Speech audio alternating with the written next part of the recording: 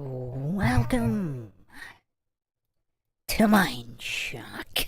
This is your host, Bruce McGuire, and we are unraveling the entire stock market today, exposing all of Wall Street and institutional traders.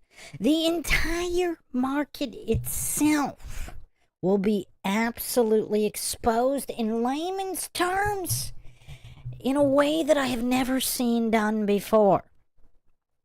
We're going to keep it simple. Keep it very simple. Obviously, there's a lot to the stock market. For the uninitiated who have never traded on the stock market, which is actually the majority of people. A lot of people think the stock market's just for rich people, but I mean, there's a certain percentage of the middle class and even poor people, but a much smaller percentage. So I think the average American does not hold any stocks and has never held stocks. So out of hundreds of millions of people, most are uninitiated into the stock market and how it works. And even those who do trade on the market or hold long-term positions in indices or whatever, they don't really know how it works. There's a certain concept regarding the stock market being either a scam or some kind of giant roulette machine, and we're going to break it all down. And, yeah, obviously no financial advice is ever given on MindShock. I do not claim anything is true or untrue. But for entertainment purposes, if anybody wants to exploit the market, we can also go over some of those details as well. In typical MindShock fashion, with logic and reason at the forefront.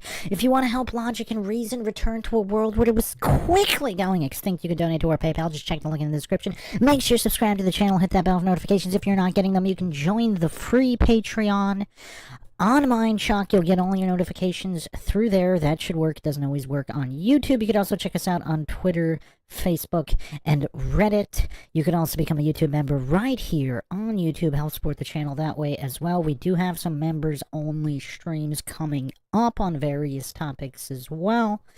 So all of that and more. Welcome to everybody in the chat joining us live tonight. I'm also going to drop live in capital letters in the live chat here because a lot of people complain that they're sitting on the screen and it doesn't actually update when the stream actually goes live. So the scheduled stream is there. So I will put that in the chat so that way everybody can stay up to date when the stream actually launches. So, yeah, welcome here, Justin Johnson, Truth Trollette. I am Ion's cat, Zapton Kaboom, not Kaboom. Okay, Truth Trollette says, a horror story based on truth. Yeah, so, first of all, does anybody in the chat have any general questions about the stock market? Let's go over a general definition of the stock market and what markets are. I mean, does anybody in the chat think it's a complete scam? Or it started off as semi-legit and then became like a giant money laundering operation for rich people? What does everybody think about that?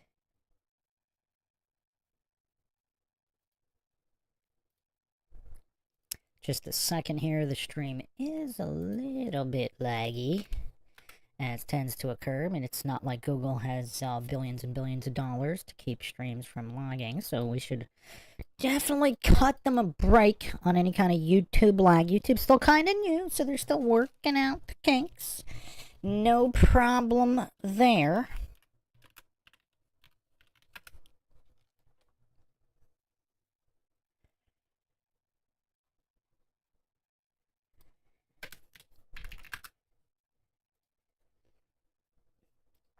Okay, we should be good. Truth Trollette says, I think it started as a scam and continued as one. So here's the thing. Regarding poor and middle class people, I mean, there's really only three ways to be a millionaire or extremely wealthy other than winning the lottery. You either have some kind of business that does extremely well, either by luck or otherwise. Sometimes it's just, right place, right time. And, people, I'm sure everybody has either known personally or through several degrees of separation someone who's done extremely well that's really not that smart. They were just right place, right time. Some of that goes on in the entertainment industry, some of that goes on in every single industry. I mean, every industry, you can find some really dumb people that just have done extremely well. And then it's just the stock market and real estate. I mean, same thing. I mean, not everybody in real estate's smart. There's a lot of dumb people in real estate, but just the way that real estate has always gone up over a long enough period of time. Obviously, if you've gone in and out at in a certain time bracket, that doesn't guarantee success. In fact, a lot of people lose money in real estate just because of the time factor. Obviously, really rich people, they can afford to ride out any kind of lows. I mean, there's people that made a killing in the 2008 crash, just an absolute killing in real estate because everything collapsed. So over a long enough period of time, real estate always goes up. You could sort of say the same thing about the stock market in terms of like the SPY or some of the blue chips, but not all of them. So a little bit dicier there. But in general, I mean, you could define it as a scam because the majority of traders lose money, yes. But on the other hand, it's also like, even though it's the majority lose, it's more than lottery winners. Like with lottery winners, you really don't have that many. I mean, million plus to one odds, whatever. You don't have that many lottery winners, but you do have a decent amount of people that have become millionaires or close to it on the stock market. Again, some of them by luck. Some of them, just receiving stock options when they started working. I mean, I actually know somebody, a few degrees of separation, that that went 8 figures just on stock options because they worked for a major company for a few decades. They thought it would be worth, a little bit more than their paycheck. And then 20 years later, boom, it's worth, 10, 20 mil, their stock options. So, yeah, I mean, there's a lot of that. So theoretically, based on the strict definition of scam, since the majority of traders lose money, you could say it's a scam, but also it's like the most legit scam ever. Because even though the majority lose, enough people not only don't lose, but become extremely wealthy. So it's kind of dicey. It's kind of dicey to just flat out call it a scam. AJD says, I know more people who won the lottery than those who made it big in business. You mean the multi-million-dollar lottery? How many people do you know? I haven't known anybody that's gone 7 or even 6 figures in the lottery. I only have known small, maybe like 30K on some of like those smaller ones. That's probably the most. I know a few people who've gone like 5, 10K, and then one guy did, I think, 30K on some kind of scratch-off lottery.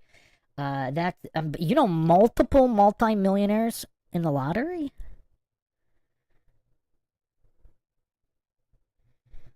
Ryan S says, am I having a flashback, or is Brucey on the helium? When has Bruce McGuire not huffed helium, my friend?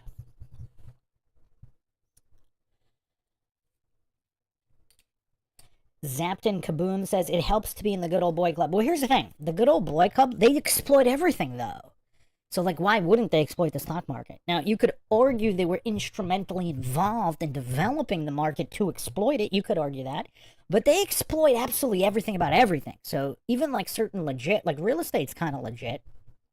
I mean, once you get into property taxes and some of the deed issues, I mean, maybe not. But just on the surface, it's kind of legit, right? You buy a little shack, you sell it. You fix it, fix and flip. A lot of people do that. Would people say fix and flip is a scam? Because I'm not sure the majority lose. It might be, you could say maybe the majority come close to break even. But I think enough people make money doing it. They just don't make a ton. I know a few people that have done that. They don't make a ton of money.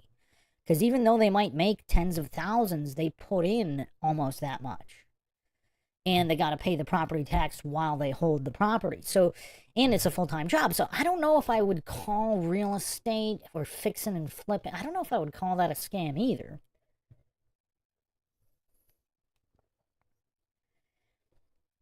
So, yeah.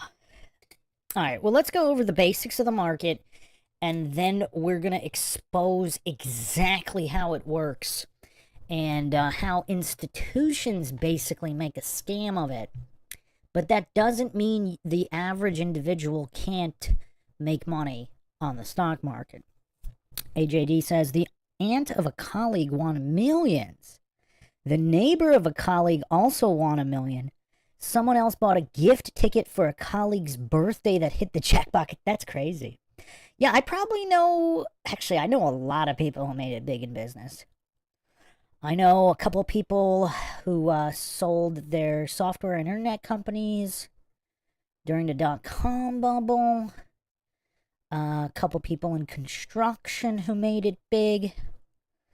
A couple people in the entertainment industry. Yeah, I mean, I know quite a few multimillionaires that made it big through business. I don't know a single person who won more than 30K in the lottery, but that's interesting. I mean, yeah, that's why anecdotal logical fallacies are logical fallacies. But yeah, just across the board. I mean, and there's more millionaires now than ever before. You can't, the amount of lottery winners for like the big jackpots are generally these. I mean, there's one big winner.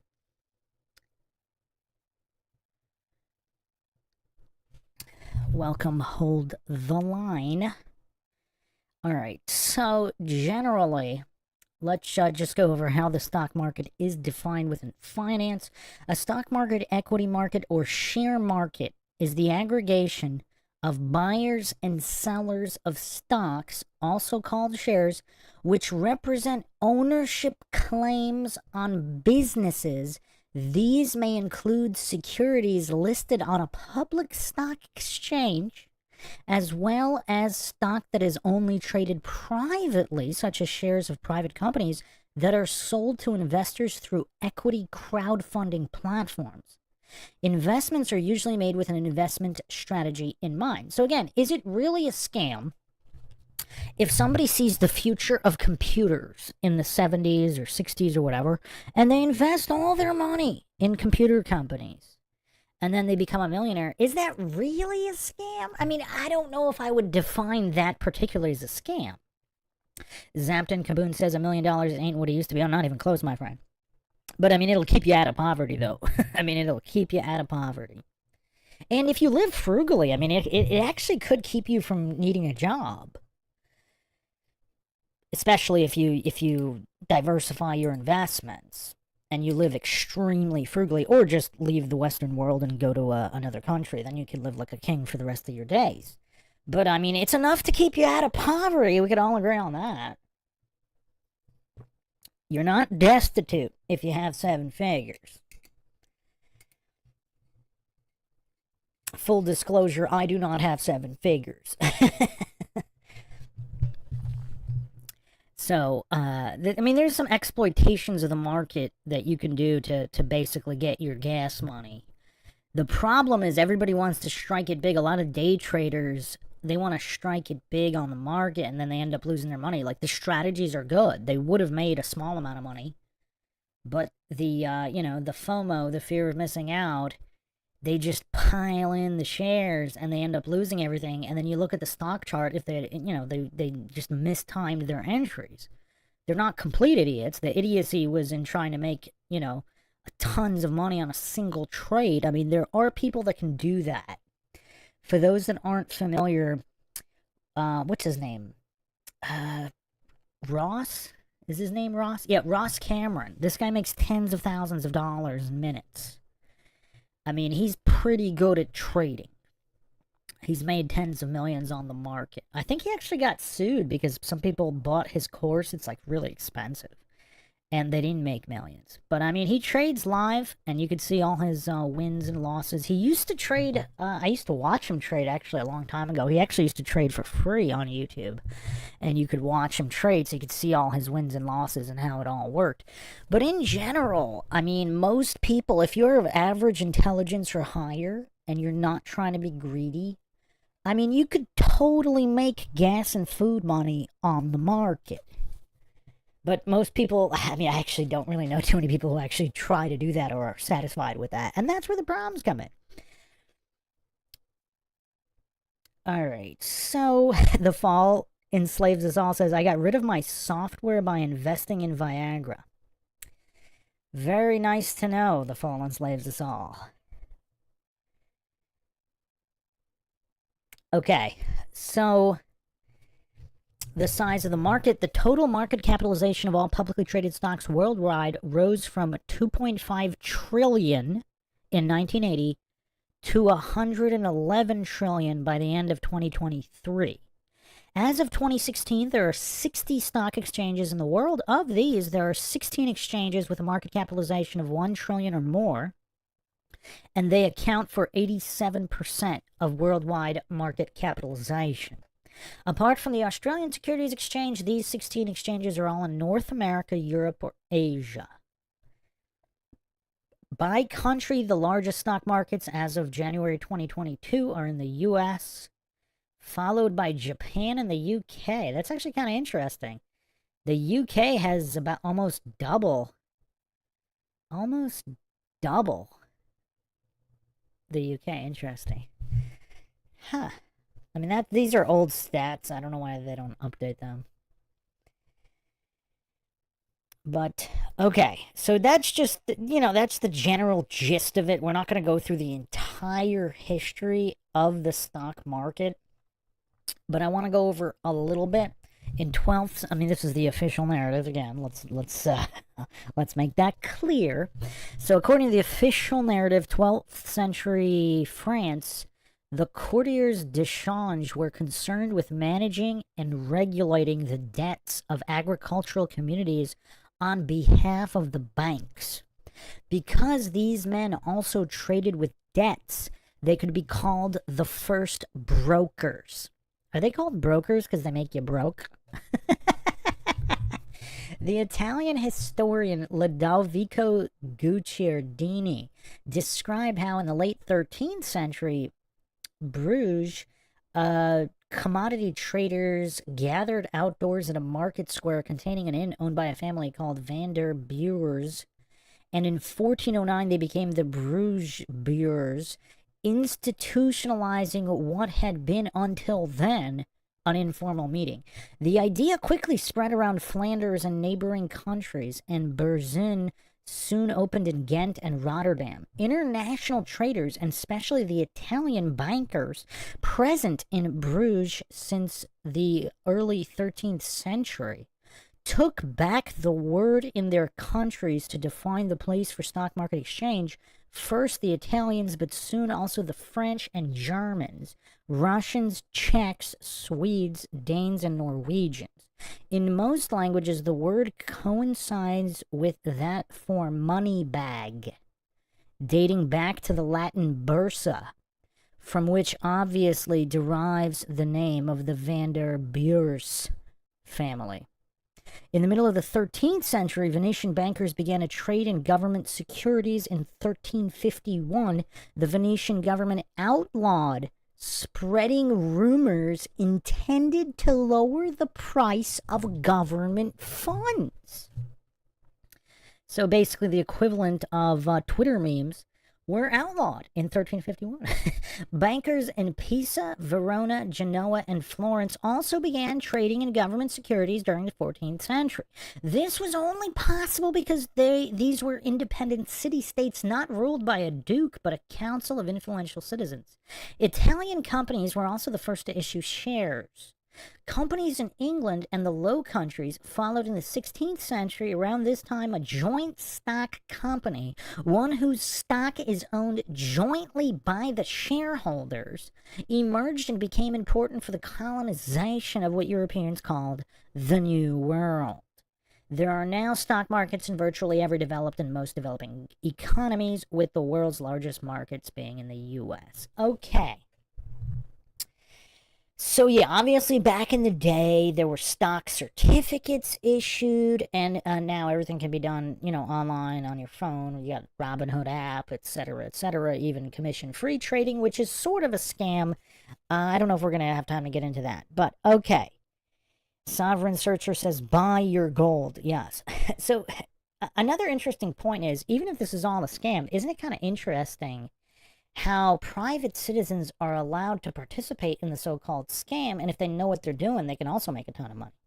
I mean, all of it's just very, very curious. So, The reason for this particular podcast is I actually found a guy who was able to explain.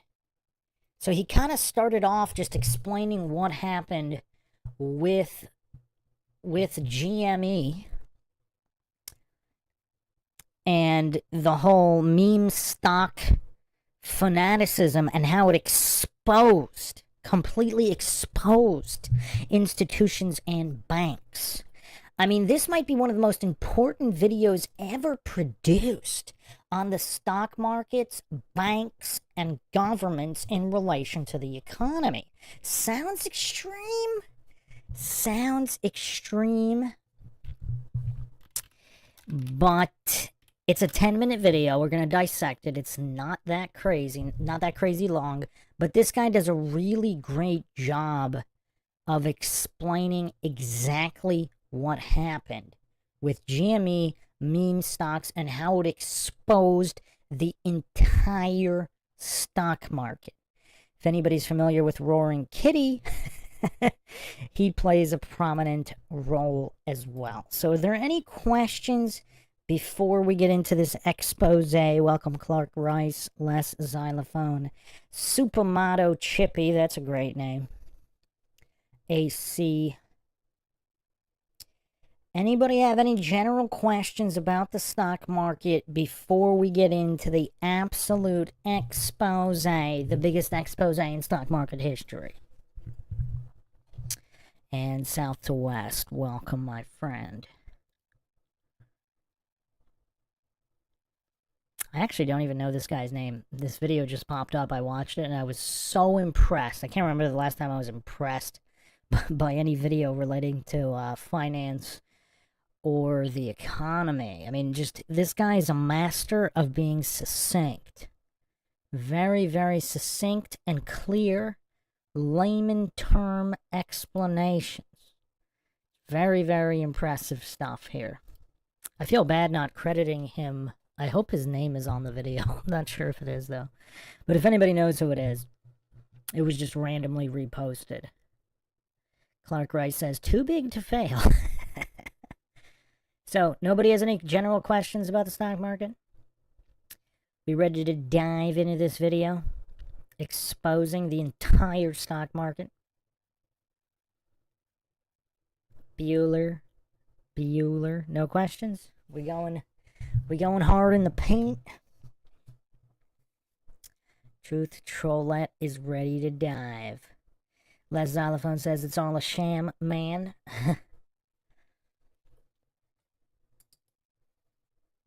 I mean, we'll break it down as we watch it as well. I just wanted to make sure that everybody kind of had a decent idea of what the market was before we get into it.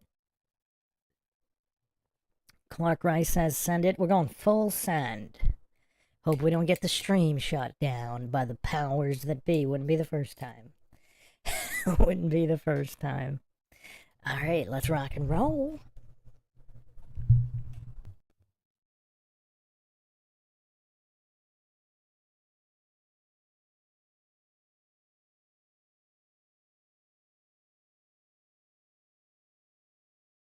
So this homie said, I can't believe this GameStop thing is still going on. Can someone explain it to me? I love Ian and everything he stands for, but I literally have no idea what this is about or how one stock could have any real effect on impacting ultra wealthy people. I'm down to help. I just need to understand what's going on.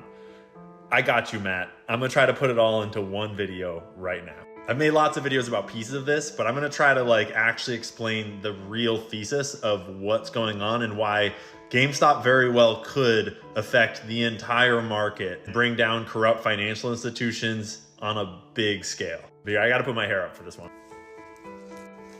Okay, don't get scared of charts. We're gonna keep it really simple. When you buy stocks normally, you're buying at a lower price and you're hoping it goes up so you can sell it and make some money, right? Well, there's no rule in the stock market that says you're not allowed to borrow something from someone, right? So you're allowed to borrow shares from your homie. And if you borrow something, you're allowed to do what you want with it, right? I can borrow some shares and then sell them on the market right now. I just have to return them later to make sure that homie gets his shares back, right? So you're allowed to do this thing called short selling, where you borrow some shares from whoever right now, and you sell them at the market right now, hoping actually the price will go down. And then later you'll buy some and return them to your homie. And you actually make money because you return them for less money than you actually made when you sold them in the first place.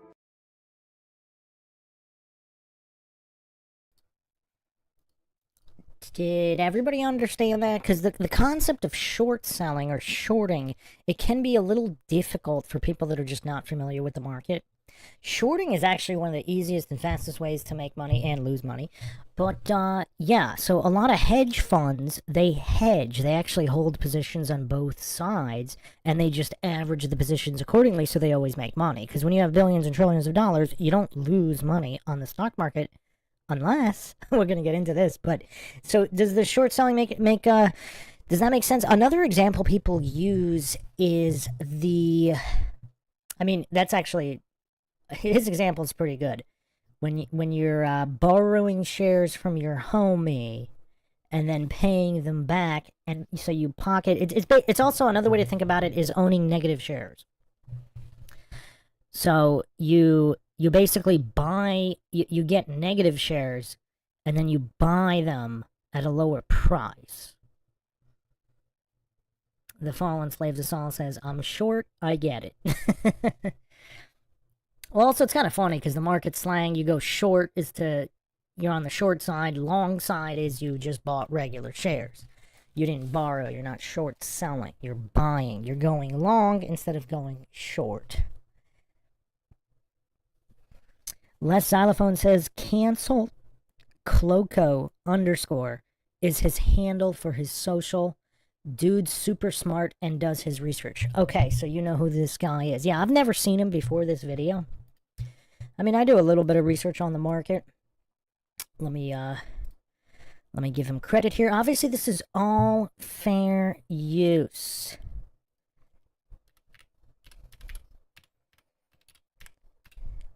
And it's funny because he looks like some kind of hipster. He looks like some kind of clueless hipster, but yes, he's incredibly intelligent. Okay, so yeah, I just want to give him credit here, because I had no idea who this guy was. Somebody reposted the video with no credit or anything, and then I saw this video and I was like, oh wow, this is actually the most succinct explanation of how the market works, and how this actually exposes everything. How meme stocks actually exposed all of this. So yeah, let me just put his info on the screen here so everybody can check this guy out. Follow the money, seek the truth is his slogan here. So this is cancel this clothing company. Cancel Cloco. Very interesting name. And of course, this is fair use. We got a lot of fair use on MindShock. Everything is fair use all the time. Nothing but fair use over here.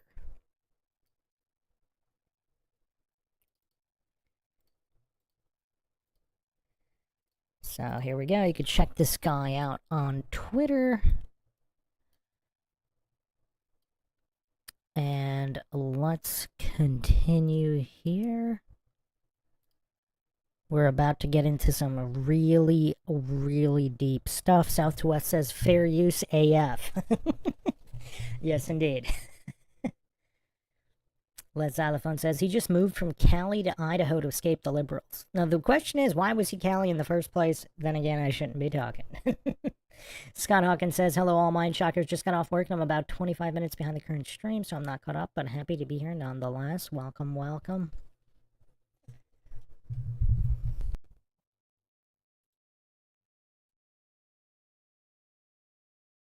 So short selling is this thing where you can bet the market will go down, and it's like taking out a loan, and when the market goes down, then you close out the loan and you make some money.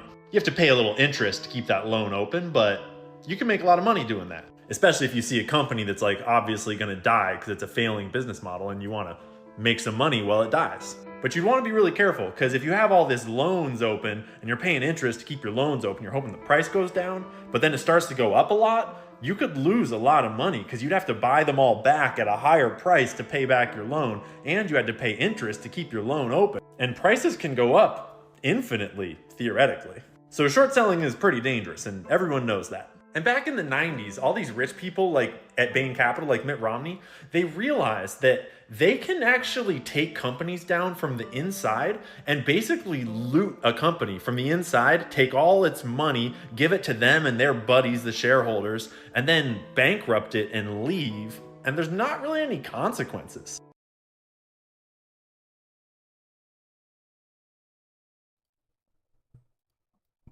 So this is what's really bonkers, because this is basically legalized plunder. This is legalized plunder. Now, just another added point in terms of short selling, just to highlight how much money you can lose.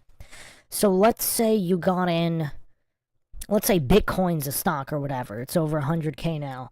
And you're getting in when it's like $5. So you're shorting at $5. And let's say, so you bought one share at $5.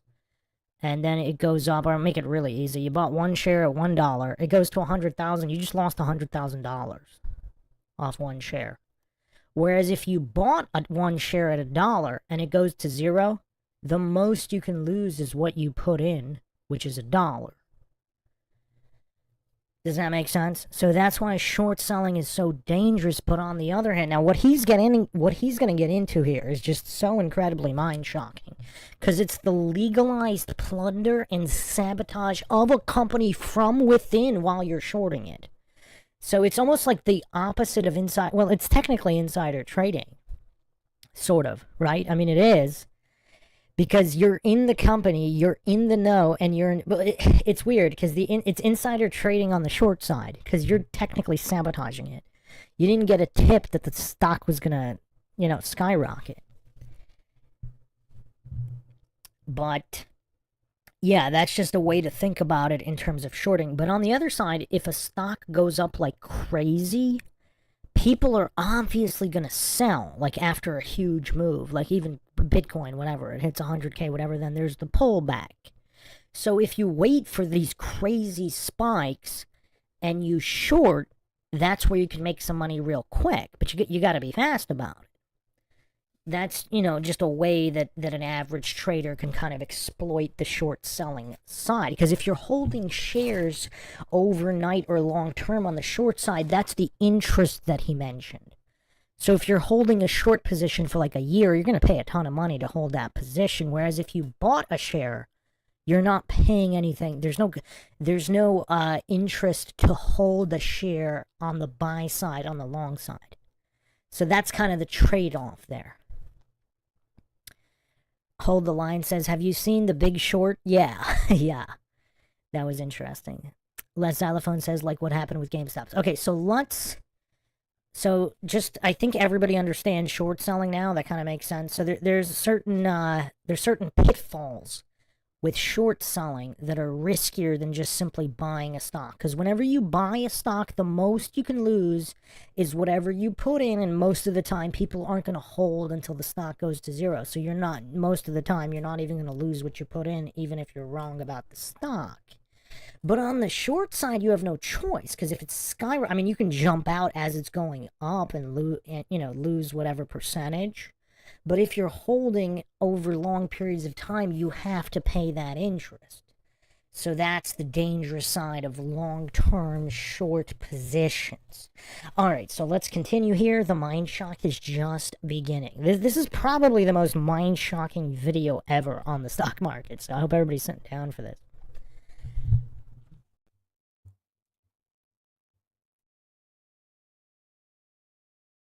You just buy into the company, buy a bunch of shares, get yourself on the board, take it over, start hiring people that'll do what you want, mismanage it, do a bunch of buybacks so the money gets paid back out to you and the shareholder buddies. And you can really just mismanage the company into the ground and basically loot it for all it's worth. And when it goes bankrupt, it's like, oh, well, whoopsies, it was destined to fail. We'll just move on to the next company. Whatever, my mistake. And they made billions of dollars doing this to Toys R Us. And everyone else was looking around like, damn, that was a pretty solid strategy, Bain Capital.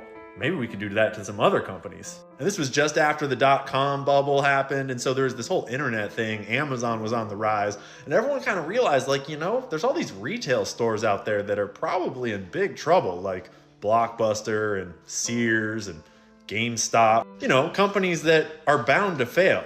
So why don't we make them fail faster and profit off of that? Plus, it turns out that these dudes that work at places like Bain Capital that can take these places down from the inside out, turns out they have a lot of friends in the market that like to short sell. And the thing about supply and demand is when I'm borrowing like thousands and thousands and thousands of shares and selling them into the market right now, all that selling actually makes the price of the stock go down, because like when everyone's selling something, it gets valued less. But when everyone wants to buy something, the value goes up, right? So short selling actually makes a stock's price go down. And these guys realize that, like, you know, you like to make money when stocks go down, and I like to make money when companies get destroyed. And when we do those both at the same time, everybody wins.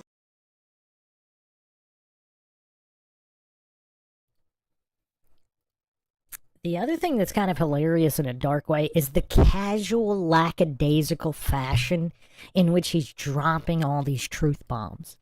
Like, he's so casually mentioning, like, literally people's lives being ruined that work at those companies that are going out of business, that were kind of fast-tracked to go out of business. And, of course, there was no 100% guarantee that they would have gone out of business, because obviously, you know, there are pivot strategies, etc. Look at Netflix. Netflix used to be mailing DVDs. I actually had Netflix when it first came out, and because they had some rare movies on there on DVD, and so you could, I think it was like $1 or something. It was really reasonably priced. Did anybody here have Netflix when it first came out? It was so reasonably priced. It was shocking. It was mind-shockingly reasonably priced.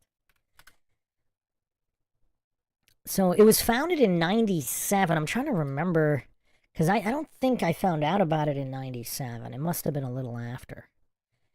So it was mail-based rental between 97 and 06. And it was so reasonably priced. It was crazy. I think it was like $1. I think it was like $1 a DVD rental or something like that. And I think you could keep it as long as you wanted. And then when you're ready, then you could mail it back and get another one or something like that. Or there was like maybe a flat monthly fee and then $1 addition. But it was all very reasonable, because I didn't have a lot of money, and I remember it was cheaper than renting at the video rental store where you get your VHSs back in the day, the old video home system format, which the youngins know nothing about.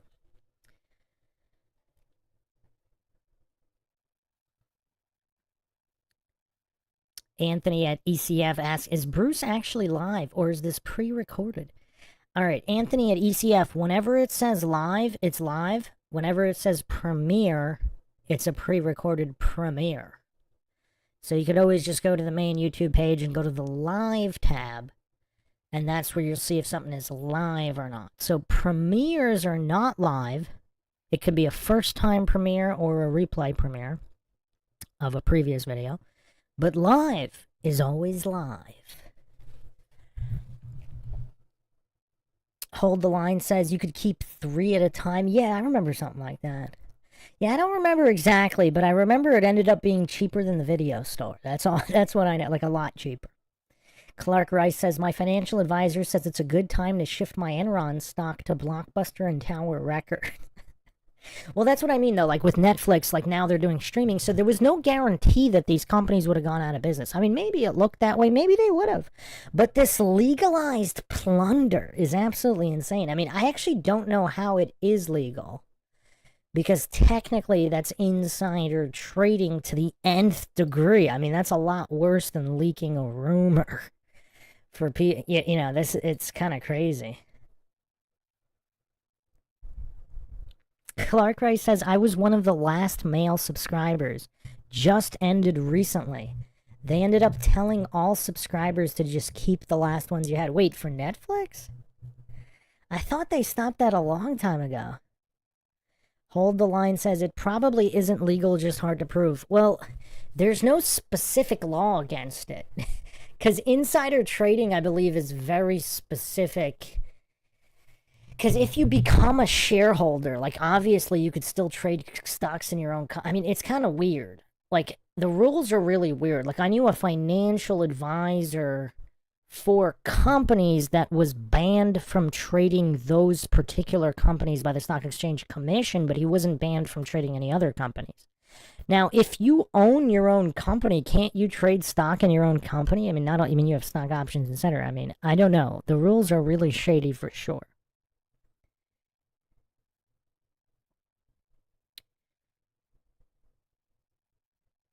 Oh, wow. Clark Rice says, yes, Netflix just stopped mail service maybe 6 months ago. Oh, that's crazy. That's really crazy. Wow. Let me see. Because they were exclusively mail-in until 06. I mean, they were doing pretty well. So they had 35,000 different films in 2005 and shipped 1 million DVDs per day.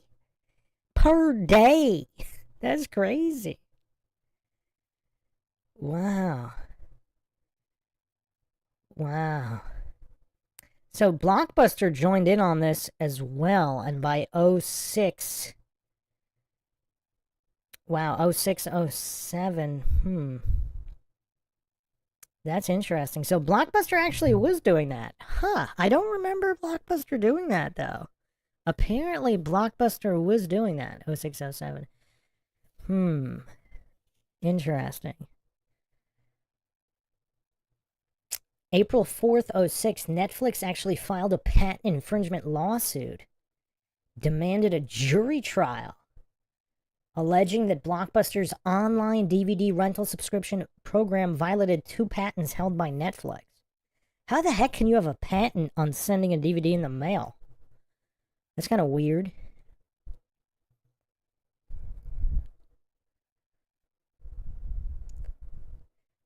Apparently, they settled out of court and the terms were not disclosed.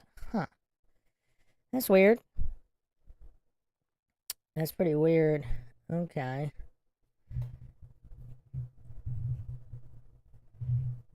So, Netflix started transitioning to streaming in 07. Wow, that's early. I didn't... Yeah, that's early. Huh. So we got Clark Rice in the chat. The last Netflix mail-in subscriber. We got a lot of legends in here. Is Dave Scott in here? Dave Scott actually defeated Chuck Norris. That's how he got his wrench in here. We got so many legends in the MINDSHOCK chat.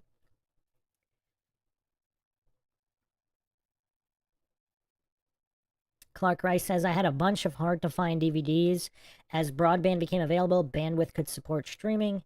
Hold the Line says, I think there's one Blockbuster location left in Alaska. I think they closed the last one. Let's see. I thought it was in like some middle of nowhere place, but not Alaska. Let's see.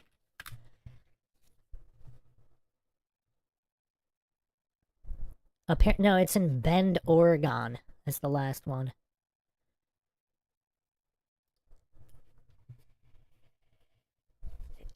The last Blockbuster. Opened in 92 as Pacific Video. Who remembers Pacific Video? Well, I was just at a mall that had a Pacific Video recently. Wait. Hold on. There's no way. Where they just didn't take the sign down? It was like maybe 2 years ago.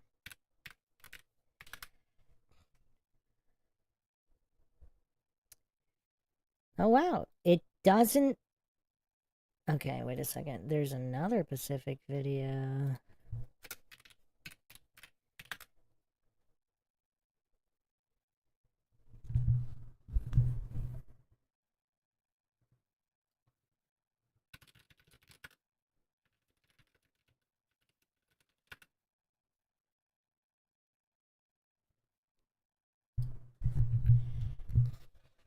Oh, actually, apparently they are still around. Huh. Unless it's a different Pacific video. Huh. Yeah, I mean, I'm just looking at Yelp. I mean, there's Pacific videos still around because I was, yeah, a few years ago I was in one. I actually, for whatever reason, I thought they went out of business a long time ago. Huh. They were like all the rage in the late 90s, early 2000s. Clark Rice says, apparently there's a huge repository of Netflix DVDs from their mail service. You can buy them used for pennies on the dollar. Someday they will be collectibles. It's like the Library of Alexandria. So, yeah, when was the last time anybody was in a Pacific video?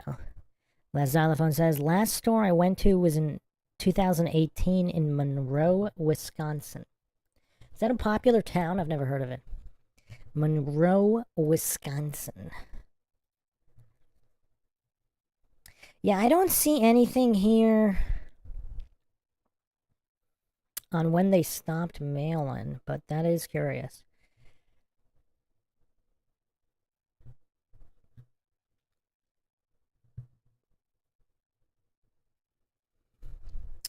Alright, well, let's continue here. Les Xylophone says, it's the Swiss cheese capital of America. Hold the Line says, never. We have Take One video here. Oh, Dave Scott isn't here. I was just talking about you. We got a lot of legends here. We have Dave Scott, possibly the last man who has defeated Chuck Norris in any form of physical endeavor. And then we have Clark Rice, the last mail-in Netflix subscriber. So many legends.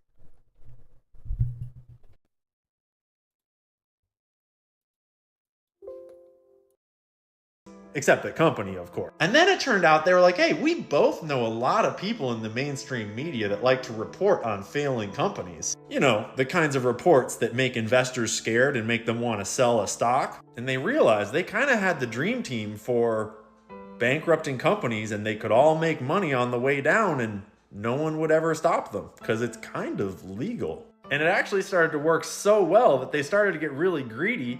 And they started to naked short sell, which means like no one's checking if we're even borrowing these shares that we're borrowing in order to short sell. So why even borrow them? We can just short sell shares and say we borrowed them, and the company's going to go bankrupt anyways. And when it does go bankrupt, we don't even need to pay that loan back because there's no shares to give on.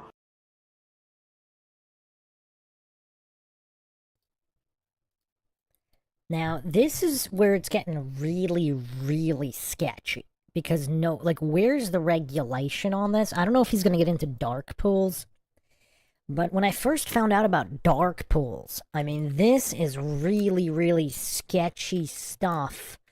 Where, I mean, obviously a lot of people think the stock market is a scam for all of these reasons. But dark pools are basically undisclosed trades. So they're not going to show up. That's why they're called dark pools. They're dark pools of money and trades. Very, very sketchy. That's why sometimes, like, there's a lot of unpredictable stock movements for people who watch stock charts because of these the dark pool activity. I don't know if he's going to get into that. I hope he does because, I mean, this stuff is really sketchy. But, okay, Lord Zed here asking, may we please watch Babylon AD? Why? Wait, what do you mean? The movie? You want to do a watch party for the Vin Diesel action sci-fi thriller Babylon AD? I've actually never, I don't believe I've seen it. I actually really like post-apocalyptic movies. I don't know why I haven't seen it. That is totally the type of movie I would have seen, but I just haven't seen it. Lord Zed says, you'll love it, Bruce. Okay, well, if Lord Zed recommends, then I will check it out. Sarah Catherine here staying on the subject. What's everybody's favorite movies? I mean, it's kind of on the subject. We're talking about Netflix and video rentals, but I mean, we're trying to focus on the stock market, but I think, did we go over that? I think we went over that on the 80s and 90s, and I also did a stream on the greatest conspiracy movies of all time. I gotta get that back online as well. Truth Trollette says, I don't really have a favorite. Truth Trollette also says, we just went to the little gas station down the road and rented them. They used to have movie rentals at gas stations? I'm not sure I've ever seen that. Is that a thing? I don't remember rentals. I mean, sometimes they have a little rack of movies. I don't remember rentals at a gas station. Wow, is that a thing?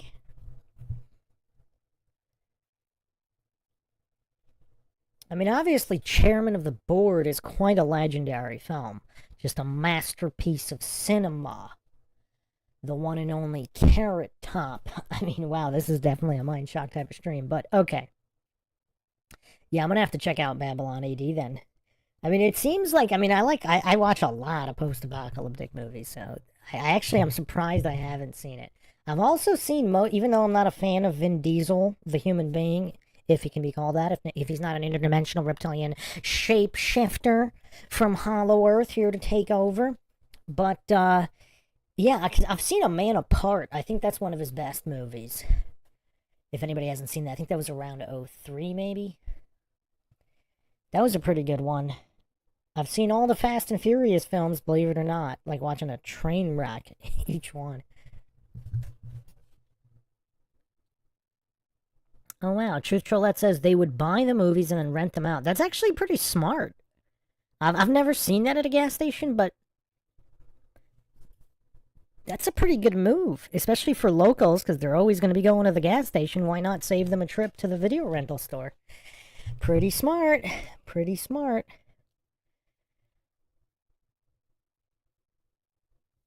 Anthony at ECF says, my friend bought $100,000 worth of stock in cannabis when they legalized it in Canada. And in 2 years, it was worth 800 times what he paid for it. Did he sell? Or did he hold until it went back down? Oh, wow. Truth Trollette says hundreds of movies. Wow, that's impressive. So not only like the latest blockbusters, but quite a big catalog. That is smart. That is smart. Clark Rice says, yeah, in rural areas, gas station rentals were a thing. So was adult film rentals. No wonder streaming became so big. Now you don't have to go to the gas station and let everyone know your business. I've never known anybody who rented adult films. That's kind of weird. Then again, I mean, I didn't really hang out with too many degenerates, so... I mean, I don't know. I don't really know people who bought them either. Anthony at ECF says, no, he still has it as far as I know, but it's not growing like that anymore. So what is it currently worth, if you know? So he doesn't want to sell? He didn't sell any of it? Not even half? I mean, one of the most overused cliches in investing in stocks is sell half. Because if at least he sold half, he'd have a nice sizable profit. And then if it went down a lot, he could sell the rest, but he already made a decent profit. Sell half.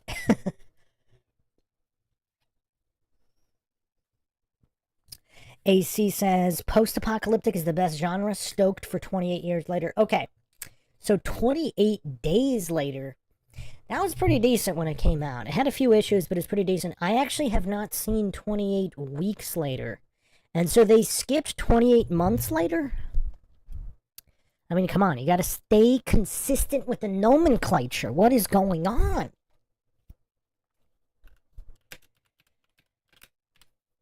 Or should it have been 28 months later? Yeah, so there's no 28 months later. So it was 28 days and then 28 weeks. I haven't seen weeks. Is that worth watching?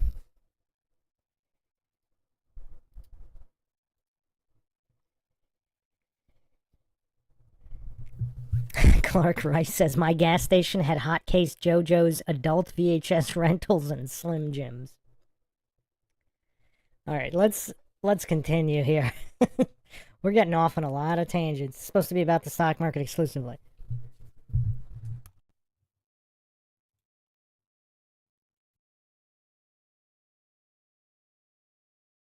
And fun fact, it's all tax-free money too, because there's no company the shares are gone. Free money. So some of them got really greedy and started selling without even borrowing the shares in the first place. But we'll come back to that in just a second. Because the other thing that's important to realize about the stock market is it's like this big casino game now. So it's not like the big boys aren't just playing with like a share of a company. They're playing with these things that are called derivatives, which is like leveraging your assets to take out loans to like make big plays, big gambles. So they use all these special kinds of contracts where like they put up collateral in order for their bank or whoever to let them trade on a whole bunch of extra money they don't really have, but they've got collateral. So if it starts to go sideways, the bank can just take their collateral and it's all safe. But like this way, I can trade with 100 times the money of what I actually have. It's called leverage. And all these different tricks, they're called derivatives. And they let these big players gamble with huge positions in the market. And so this now, when the stock moves by $1, they're leveraged 100x. And so if the stock goes up by $1, they can make like 100x $1. Or if the stock goes down, vice versa. And this derivatives market has gotten really big, like hundreds of trillions of dollars worth of these weird bets just all over the market. These are the top banks. It's like JP Morgan, Goldman Sachs, their names are over there. And this is in millions of dollars. So we're talking $49 million.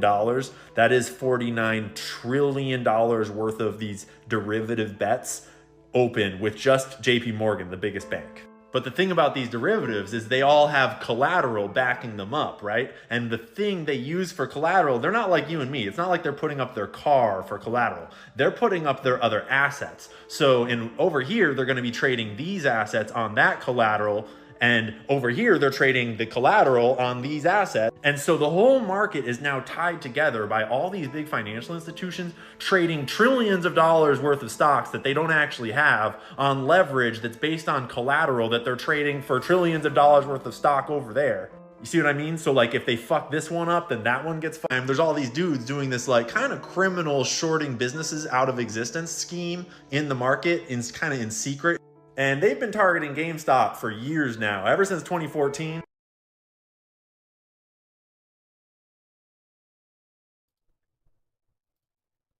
So, is everybody following so far? Because, I mean, that was the most succinct, clear, to the point, layman's term explanation I have ever heard regarding what's going on with these financial institutions on the stock market.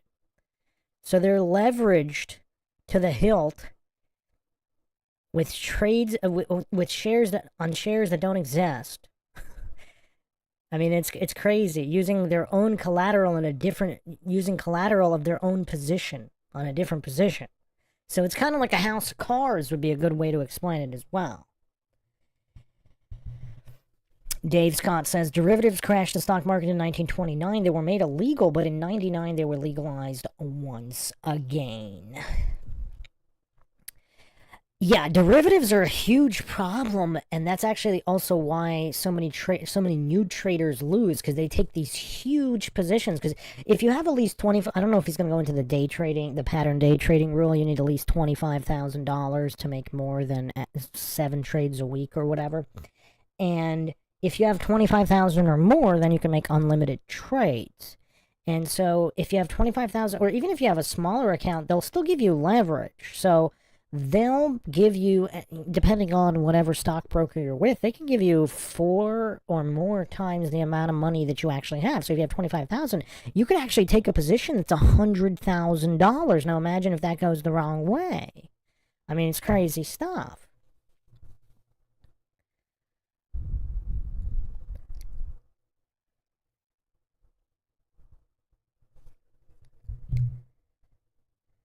Anthony at ECF regarding the guy with the cannabis stock.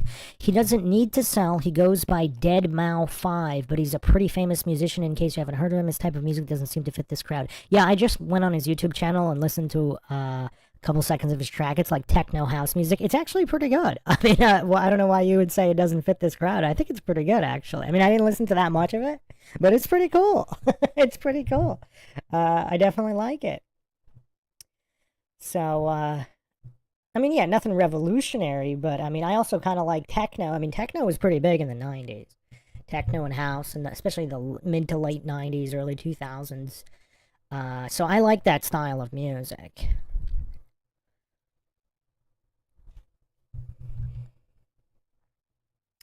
Is he like a really good friend of yours? So he's already a multimillionaire. He's got over 1 million subs on YouTube, but so he's already a multimillionaire. He doesn't need to sell, but yeah, I mean the sell half motto. It's pretty good. I mean, I'll explain a few strategies at the end if anybody's interested in trying them out. Like you could just try them out on Robinhood. Just again, I'm not this isn't financial advice. This is entertainment purposes only. But yeah, you could easily make like even if you only have $1, you could easily make a couple of pennies off of that. It's when you're trying to make 5 or 10 times what you have, that's where you're running into trouble.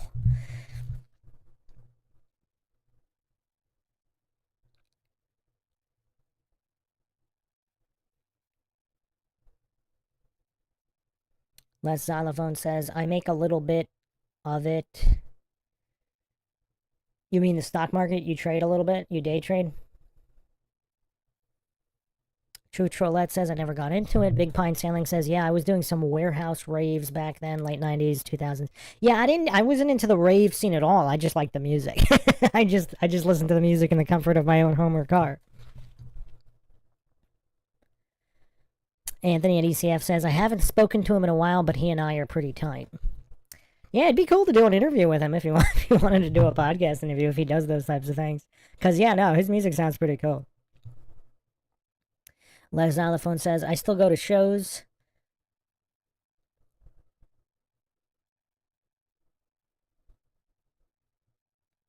Hold the Line says, that's dope. Anthony, one of my favorite artists.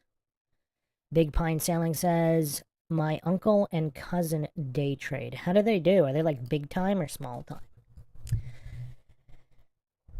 Big Pine Sailing says, I've watched them do it, but I don't understand it. So they're full timers. Any idea how much they make? Not necessarily specifics, but yeah. Usually, once people get into the really high brackets, they no longer sit there. They take that's kind of what I noticed. They take longer and longer positions. I think Ross Cameron is the only multi-millionaire who still sits there and does these micro scalp positions. Yeah, Big Pine Sailing says had to have 25K in to make more trades per day. Yeah, there's actually a workaround in it. If you use an international broker, you could trade with whatever you have.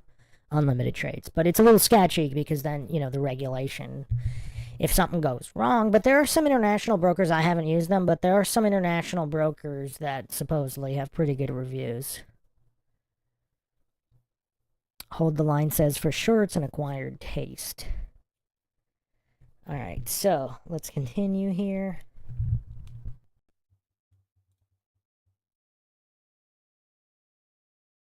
The stock was on this endless ramp down. They were short selling it while they had infiltrated it and were mismanaging the company from the inside out. Amazon was licking its lips ready to take over the video game online industry. And the people doing all this short selling also have all these other crazy bets open all over the market. And if any of them go wrong, a whole lot of things go wrong. And then out of nowhere, this random dude that would live stream to 4 people about his investment thesis noticed that GameStop had a lot of short sellers, and it wasn't necessarily a bad company. In fact, it had a future if it turned around. And then this really savvy businessman came and took over the company and started turning it around. And he kicked out all the bad people that had been trying to mismanage it to death. And suddenly all the people that had just spent years and years short selling millions and millions of shares, and all those loans were still open because they were expecting it to go to zero and they wouldn't have to pay them back. Suddenly the price is going up and they're all in trouble. Because the thing is, when the price goes up, and one of the other people that's short selling the company gets scared and closes out their trades, they have to buy all those shares back to get out of that, right? Because they borrowed and sold, so now they have to buy and give them back. But all that buying makes the price go up even higher. And there were a lot of people short selling this thing. And in fact, they had short sold it so much that they couldn't afford to buy it all back once the price started going up that high. I mean, it was down to like 50 cents, and they were opening short sales at 50 cents. Today we're at what, $60 times millions and millions and millions of shares that you have to buy back? Each one will make the price go up, and the whole stock market is tied together by all these crazy financial derivatives, and everyone's balance sheets are actually kind of sketchy in the first place. Yeah, and we all realized that all we have to do is buy the shares and just hold on to them, because these guys need to buy them from us in order to close their trades out. Whoopsies. And you know, the more we thought about it, the more we realized, no, I don't really want to sell. Fuck you. So then they tried to trick us into thinking that they had already closed their positions and it was all over. And we were like, I'm pretty sure you're lying, dude. So we just held on for years. And it turns out we were right. Shorts never closed. And now we've all got the shares that they need in order to close. And you know, I still don't want to sell. Fuck you.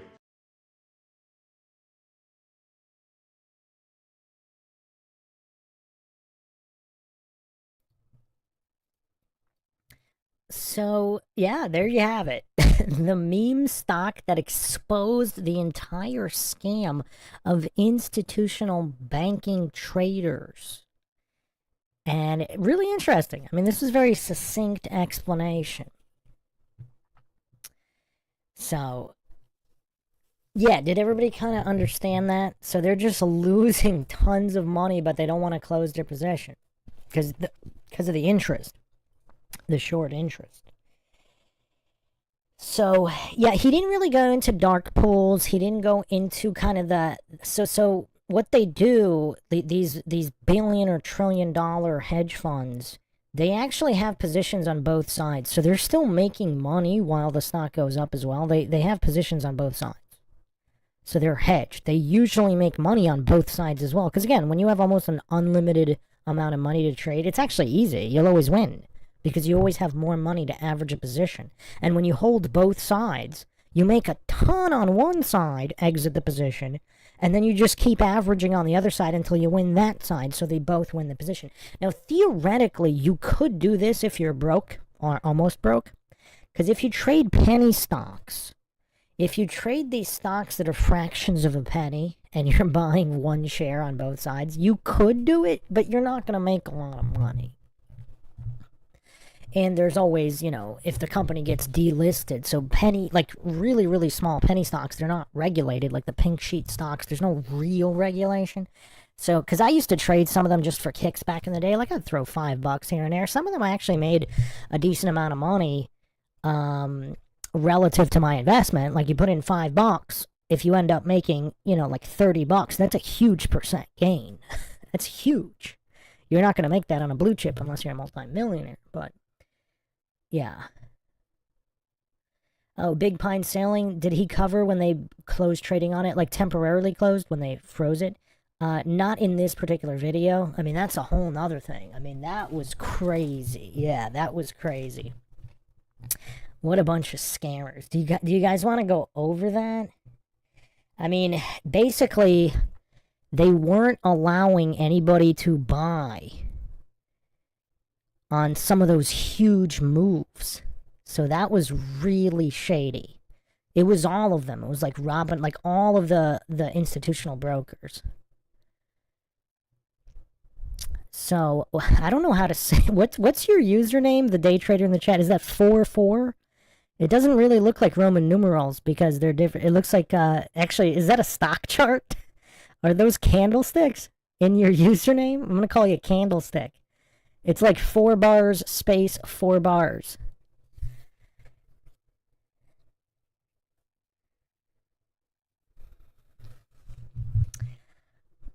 Yeah, we got candlesticks or barcode. Should we just call you sticks?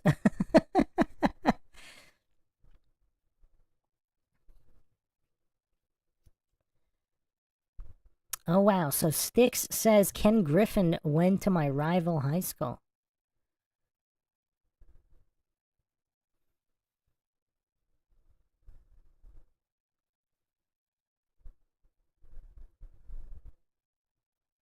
So Big Pine Sailing says regarding his cousin uncle, they'd pop a couple G's in a day, but then they'd lose a couple the next.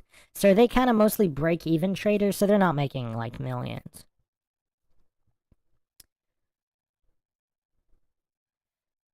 What do you want to be called? Sticks or barcode?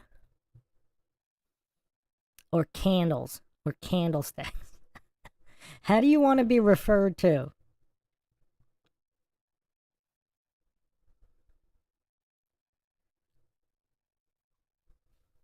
Candlesticks. Okay, candles. That's too long. It's got to be either candles or sticks.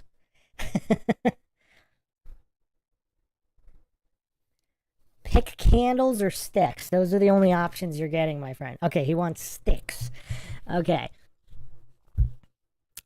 So you trade for a living sticks, and you were trading that day. They took away the buy button. Yeah, I remember. I wasn't trading that day. I don't believe, but I saw all because it was all over Twitter. Everybody was talking about it, so I kind of saw the madness. I think I might have logged in to my Robinhood account to double check. But yeah, that was wild. And then a friend of mine who day trades, yeah, he was saying because they were saying it wasn't all the brokers, but he had I think Schwab, and then he was checking with people. They basically froze it on every single broker because they were kind of trying to pretend it was only Robinhood and Webull and some of these small, like super small brokers, none of the big dogs. But apparently it was all of them. Oh wow! Stick said you have Fidelity or had Fidelity, and they froze Fidelity. Wow. Yeah, that's crazy. Yeah, they were trying to pretend it was only like the super small time brokers that couldn't handle it, but from what I saw, it was absolutely all of them, except for maybe one. I forget. I think there might have been like a British, like one based in England that you could also trade in the U.S. that maybe didn't. I forgot the name of it. But yeah, all the major brokers, yeah, it was a huge story back in the day. And then the Robinhood stock actually went down a lot. I think I might have actually shorted Robinhood the day after. I don't remember. Because there was, because everybody hated Robinhood after that.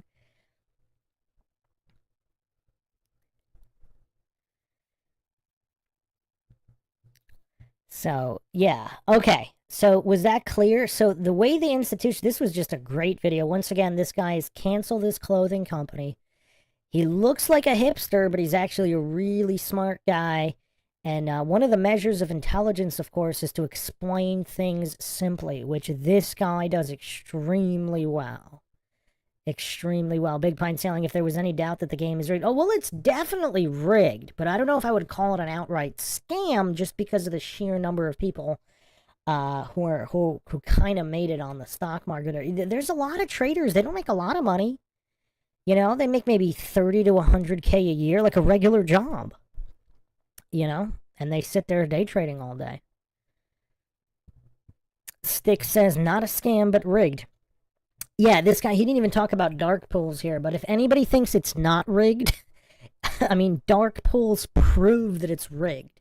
Because you'll have these movements just out of nowhere. And then, of course, the market makers, those who control trading halts, he didn't really talk about halts, but stocks within normal hours, so between 9:30 a.m. and 4 p.m. in the U.S., that's Eastern Time, New York Stock Exchange, Wall Street, etc.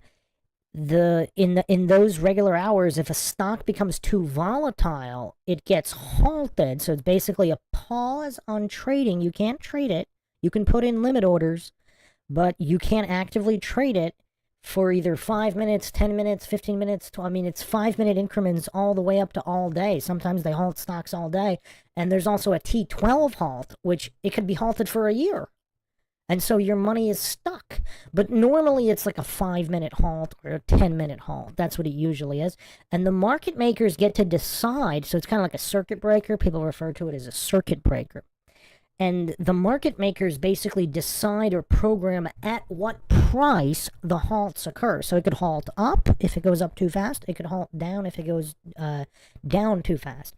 Now, there are no halts in pre-market and post-market. So in pre-market, you could actually trade in New York Stock Exchange, Wall Street, from 4 a.m. until market open at 9:30 a.m. And then you could also trade from market closes at 4 p.m. You could trade from 4 p.m. to 8 p.m. Now, a lot less people trade. I mean, pre-market, there's a decent amount, but aftermarket, after hours, not too many. And there's no halts in pre-market or after hours trading. So that's really, really interesting. So the moves are theoretically unlimited. A lot of people make their money actually. Like when I first started trading, I trade on and off here and there. And again, I'm not trying to be a millionaire or anything. Those moves are hard to predict, and that's when you end up losing money. But if you're just trying to make lunch money or gas money, it's very doable if you know what you're doing, even with the rigged game.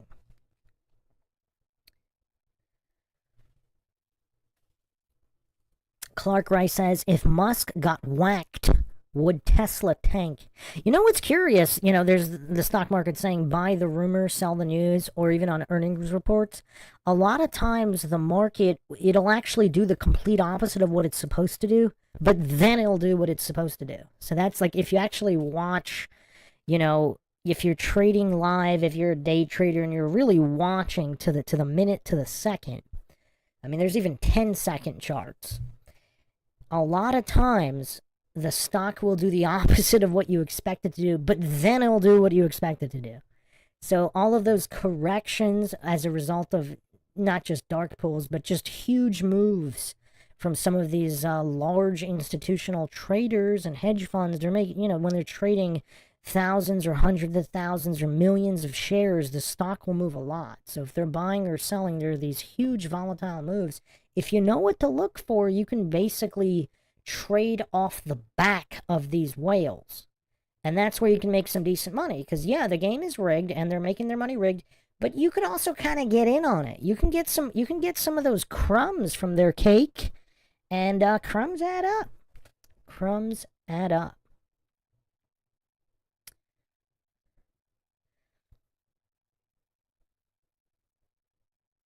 Flat Bob, welcome, welcome. So yeah, so basically, is there anybody in here who's actually interested in trading? Because I was actually going to do a logical analysis on how to day trade. And basically, so the reason most people lose, most people new to day trading, they're trying to make these home run trades right away. And also, the only strategy they really use is they just keep averaging.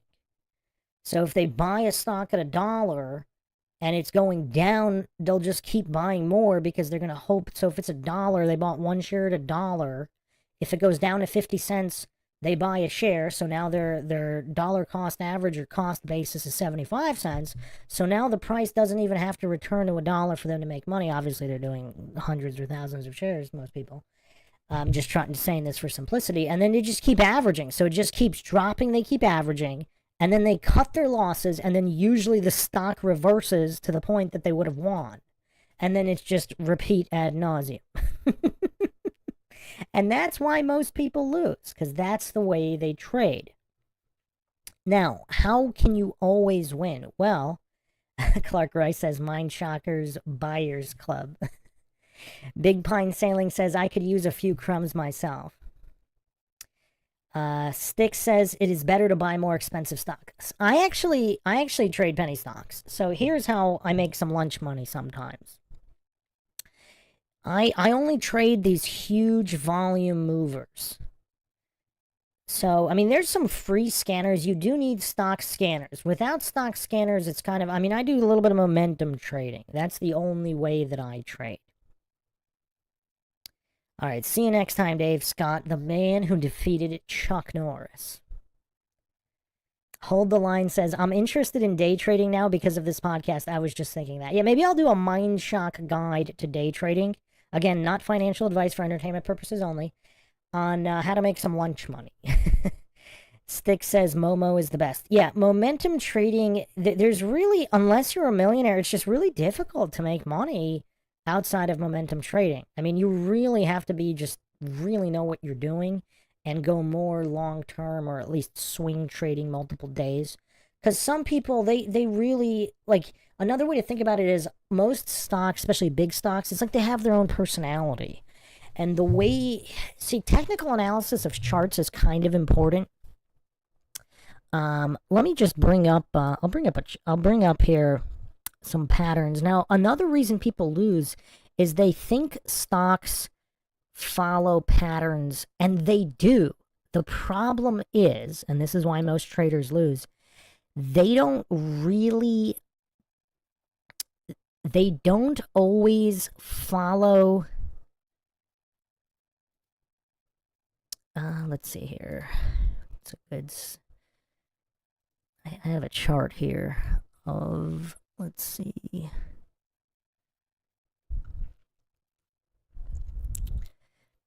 They follow the patterns, but they don't follow the pattern at the time they're supposed to. And that's why most traders lose. That's really what it comes down to. So everyone is technically right. All right, here we go. We got this one. So if you're watching a chart, I mean, there are some simple ones like double top, then it'll go down, double bottom, then it goes up.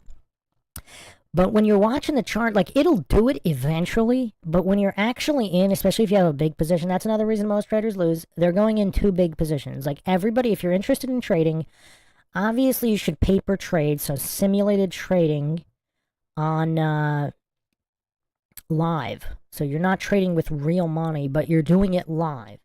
But even if you want to do it with real money, like, if the only trade stocks that are super cheap, like anywhere between, I don't know, 50 cents to $3, let's say. Trade one share. Only one share. And for a really long time. I mean, most people don't do this. They just jump into bigger, even 10, 50, 100 share. One share. And a lot of people actually get lucky early on. So they're like, oh, this trading thing is really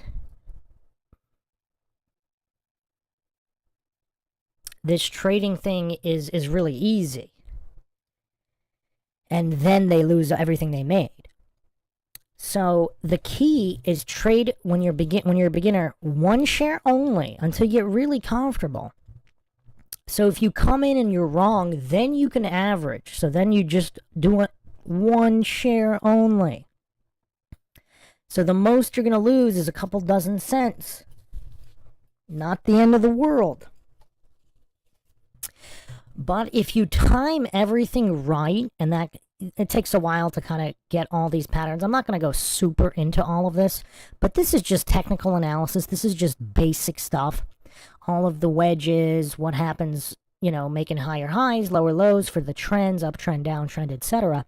And always be ready for the stock to do the opposite of what you think it's going to do. So basically, if you have a plan for both scenarios, whether it goes up or whether it goes down, the other thing that's controversial, don't have a stop loss. So here's what I would do. Again, not financial advice, is for entertainment purposes only. I would do a global position stop loss. So get a broker or a trading software that has a global position stop loss. So let's say you have a $100 trading account. Let's say you're going to be trading one share at a time, short side or buy side. Have a global position stop loss of, let's say, I don't know, $7. So as soon as you're losing, so you don't actually have to spend time setting stop losses on each individual stock, because that takes time too. So, and you won't get a lot of times, so most of the trading that occurs are like bots and all of these trading algorithms that take advantage of people's stop loss. So it literally hunts stop losses. So if you watch charts, it'll actually do these huge moves to eat people's stop losses and steal their money. So when you don't have a stop loss, it can't hunt the stop loss. So it's gonna make a huge move that would theoretically stop you out. Now, that's another reason you have to trade super small size. Literally, trade one share until you get really good at this stuff. So again, it's not going to make you rich, but you might make some lunch money. And then, 1 out of 1,000 scenarios, you can go in big on that one. And then you have your global position stop loss, which you can adjust. So that way, if you have a $100 account, let's say, you don't want to take a loss bigger than, let's say, $7 ever. Now, if you're trading with one share, you're not going to take a $7 loss. Unless, I mean, if you're shorting at $1 and it jumps to, jumps a bunch of dollars, I mean, maybe. But whatever you're comfortable with, you could do a $5 global position stop loss. So if any position loses more than that money, it'll automatically take you out of the position. But you don't have to spend all the time and energy on the stop loss, because let's say you bought at $1 and it dropped to 50 cents. That would have been the stop, but you're only losing 50 cents now. So it drops all the way to 20 cents. Well, now you can jump, if it's got a lot of volume, you could jump in for 10 shares to have a really good, to average that position. And then you can make a solid 5 cents on that trade. So, let's say you could even make $1 on that trade if you went 20 shares, whatever. So if you make 100 trades like that, well, you just made $100. It's not too bad. It's not too bad. So that's basically, for entertainment purposes, how one could exploit the market to make a decent amount of money. And again, the reason most people lose is because they get greedy and they want to make a ton right away. They want to really time these breakouts. And sometimes you can. Like if it's that predictable, like there's huge news on a penny stock or something, you could do that. But that's just a quick breakdown. Yeah, the VWAP. Yeah, I mean, I don't want to go too into it now. I'll probably I could do a dedicated podcast if people are interested. Truth Trollette says, so go big or go home doesn't count. Go big or go home, one of two things is going to happen. You're either lose all your money or you're going to win and then get false confidence and then lose it on the next few trades. Because that happened to me too. Like when I first kind of got into trading, I made a couple G's pretty quick and it was all pure luck. And that was probably the worst thing that could have happened. Because sometimes the stocks will do what they're supposed to do. Sometimes they do. Sometimes they are very predictable, but then other times they're not, and they make these huge moves up or down and then correct. And so that stops everybody out. Everybody gets stopped. Big Pine Sailing says, yeah, dedicate a whole podcast. I'm interested. Okay, I'll also do a post in the community tab, and again, this is for entertainment purposes only, but you kind of get the idea. Now, so if you had $1 million, this is how you can lose $1 million real quick. Also, make sure you go on Wall Street Bets subreddit to see the stories of everybody losing their money. Let's say you have $1 million. This is why people will lose with $1 million. I actually knew a guy who was trading with $500,000, and then he got margin called because he was trading on margin. So I think he ended up putting in close to $1 million, and he lost a lot of it because he's like, oh, I have $1 million. I'm going to go like 100K in this position. Like, and then it goes against him, and then he's stubborn. So he's like, well, it's got to reverse at some point. And then it doesn't. Then he takes a $200,000 loss. Then it reverses after he gets out. And he's like, oh, I would have at least broke even when I held. So then the next time that happens, he holds even longer, loses even more money. Then it corrects, and he's like, oh, I would have won if I held it longer. I mean, it's crazy. Stick says, yes, I know. My buddy lost 1.4 million and blamed me for telling him about leveraged ETFs. Wow. Anthony at ECF says, who sets the stock values? You mean the price? Well, the market makers, they're called market makers, the people that kind of control the algorithms of the stock market. Big Pine Sailing says, give me them crumbs.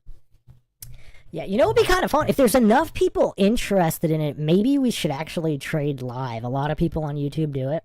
I just don't want to be responsible for anybody losing money. That's why, I mean, yeah, a lot of people also have a gambling mindset, which is another reason why it's like, just trade with one share. Have your fun. Like, let's say there's a high volatile stock. Let's say it's a $5 stock. Buy one share. You're in for $5. Like, if it moves to $100, you're on the buy side, you made $95. That's not bad. And if it's $5 and it plummets to $1, you just lost $4. Have fun gambling. One share. Gamble with one share.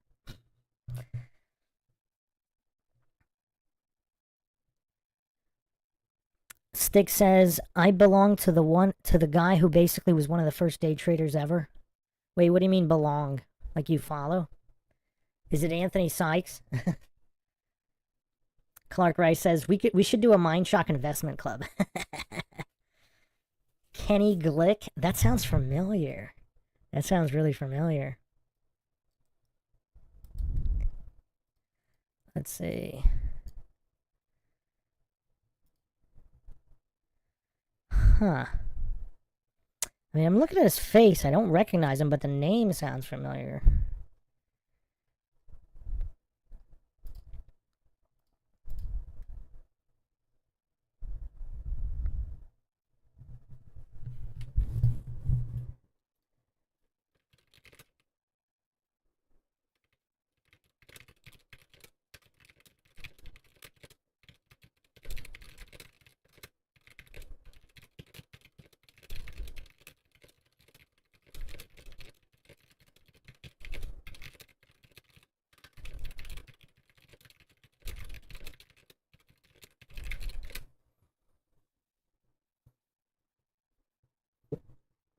So yeah, I mean, if there's enough people interested, but people just really, if you're new to day trading, you should not be trading with more than one share.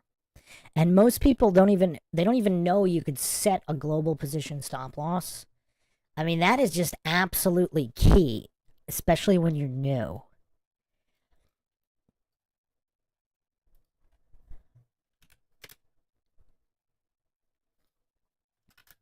But yeah, again, for entertainment purposes only, not financial advice, that is a logical way to do it.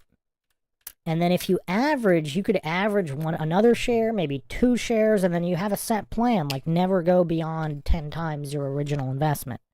So if the stock is $1, don't go beyond 10 shares.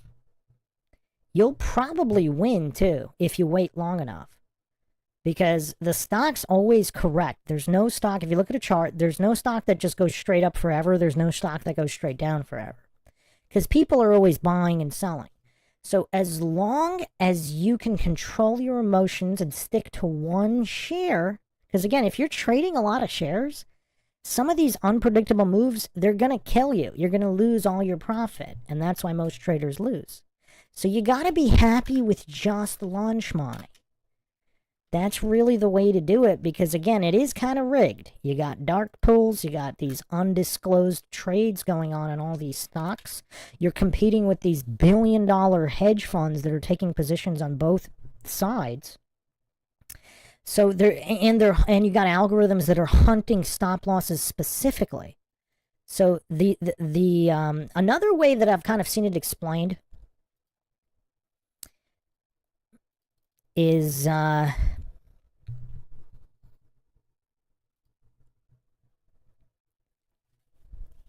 another way I've seen it explained is you should always kind of give another, even up to 30% deviation of what the stock is supposed to do. Because when the algos are hunting those stop losses on both sides, up and down, they'll do these unpredictable moves, but normally they'll stay within 30% of what they're supposed to do. But a lot of people don't set the stop that far apart. But if enough people do, it'll go 35% out of the way. It'll go 60%. I mean, you can find examples of this happening. And even though it doesn't happen that often, it happens often enough that these people get stopped out and most people lose. Clark Rice says, stocks go up and down, but Moloch always gets paid in babies. That's dark, my friend. That is dark. Hold the Line says, I made a couple thousand from Dogecoin.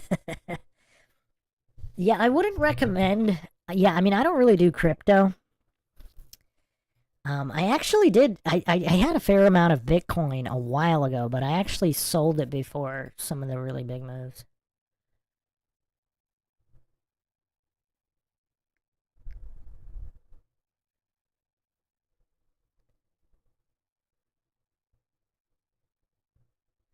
Clark Rice says, based completely on logical data analysis and conspiracy theory, if we know who the bad actors are, then we should be able to profit from the nefarious activities. But here's the other way that again, for entertainment purposes only, when you're new to stocks, since everybody loses, you got to pull a George Costanza.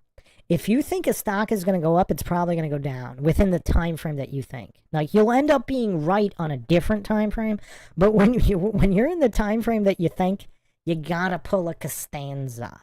Because if most new traders lose like 90% of the time, just do the opposite of what you think the stock is going to do, and now you'll win 90% of the time. But here's the caveat: not really, because of the time frames.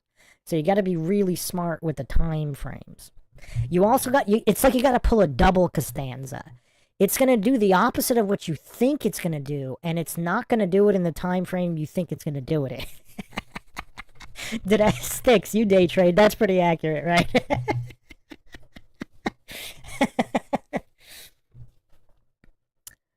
Because in a simulator, like watch how accurate that is. In a simulator, in a simulator, so you're not playing with real money, but you're live on the market. Record your trades doing what you think it's going to do in the time frame that you think it's going to do it, and then see what happens. The opposite is going to happen. Now, what you think is going to happen is going to eventually happen, but in a different time frame after you've already stopped out or exited the position. I mean, that's really the gist of it. That's like stock trading 101. I've never actually heard anybody explain it quite that way, but I've watched enough traders that I've seen that. Now, what Ross Cameron does, Ross Cameron is probably the most successful scalp trader, I think. I mean, this guy's making tens of thousands of dollars in seconds or minutes. And he's using hotkeys to get in and out of stocks. I don't think he shorts at all, but he's using hotkeys to jump in and out on these huge spikes. But here's the thing. Even he's lost like over 100K in a single day before. So depending on your account size, you're going to, even if you win 90% of the time, you're still going to lose your account that one bad day. And again, that's why most traders lose money. So you have to keep all that in mind before you even start trading. So Big Pine Sailing says, I've got like $200 in Coinbase. Want to play with that? You can have it. See, here's the problem. It still takes a fair bit of effort. So with the $200, again, just for entertainment purposes only, not financial advice, you'd be able, doing one share at a time, the most you would make off of that. So depending on the day, you can maybe make $5 off of that safely. I mean, you know, that's not much, so that wouldn't, for example, that wouldn't really be worth the time for me to do that. But if you learned how to do it, and you were making $5 a day, so in about a year, you would have a couple hundred extra bucks, and now you can make 10 or 15 or $20 a day, and then the following year, now you can make $100 a day because you learned how to do it. Does that make sense? Again, this is for entertainment purposes only, not financial advice. So really, the knowledge of doing it by doing it is what counts. Now, if you had a couple million, then it would make sense, because then off a couple million, the crumbs would be several thousand, so it would make sense. But yeah. With $200, I don't know, gone to the head, it might be better just because I have a friend who kind of he just throws random money at these cryptos that just randomly come out that are crap, but every once in a while one of them goes 1,000%. So he throws like anywhere between $5 and $1,000 at some of them, and some of them go 1,000%. Most of them go down, but the ones that go 1,000%, I mean, he more than makes back what he loses.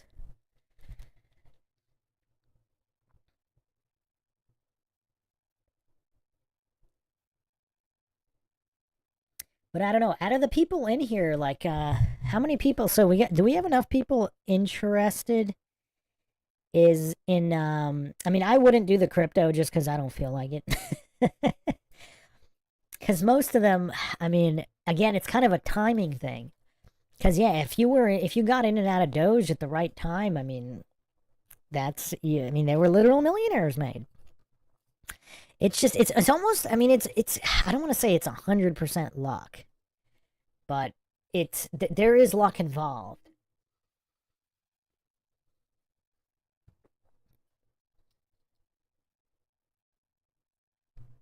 So Sticks, you day trade all day, every day? What do you trade? Sometimes I'll do a little bit of pre-market, but yeah, depending on the day. Stick says it's better to be lucky than good. Well, another saying I've heard regarding the stock market. So the market can always remain volatile longer than you can stay solvent. So most of the big time traders, I mean, I've seen quite a few interviews with stock traders, guys that have made tens of millions or even hundreds of millions on the market. They all kind of say basically you have to stay consistent long enough to get lucky. And there's going to be a couple trades you're going to get lucky on where you're going to make 90% of your profit. And that's not skill, that's just luck. The skill is staying alive in the market and not losing all your money long enough to get lucky.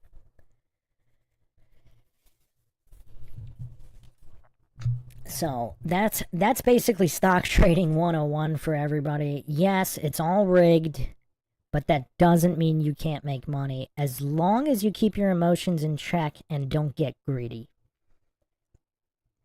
But yeah, once I get the archive, I have a couple hundred more episodes to get back up online. Stick says, I've been trading the space, AI, drones, and trendy expletive. Yeah, I usually do biotech because they'll come out with, like, let's say cancer. Some of their drugs showed some kind of positive results in some kind of cancer trial.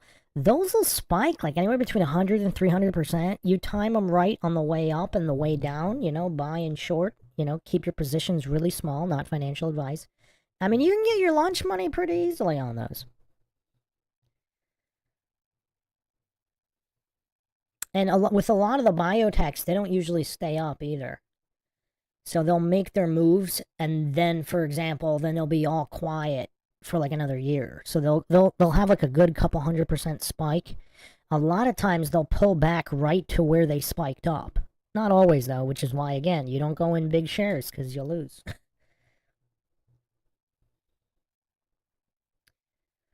All right, see you next time, Anthony at ECF. Yeah, I mean, we're wrapping up here, too. I just liked this guy's cancel this clothing company. I liked his take on the market, on short selling, all of the basic fraud that goes on within the market. But yeah, also, it's a lot of, it's a big time investment. It's a big time investment. So in order to learn how to trade, like when I first started trading, unfortunately I got lucky a little early on, so I didn't really put in a lot of time in truly understanding